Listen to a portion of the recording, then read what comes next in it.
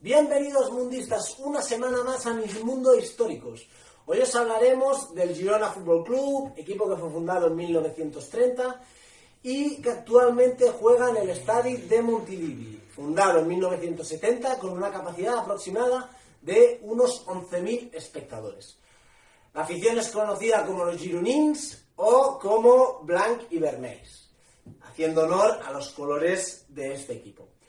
A nivel de palmarés, podemos decir que el Girona ha estado 2 temporadas en primera división, más de 22 temporadas en segunda y más de 40 entre segunda B y tercera. Ha ganado una vez, a nivel de títulos, ha ganado una vez la, segunda, la Copa de Segunda División, cuando ascendió a primera por primera vez en su historia. A nivel de jugadores, pues podemos hablar de jugadores de la talla de Stuani, Jandro, Granell, Pere Pons, Eloi Amagat, entre muchísimos jugadores más que han pasado por este club.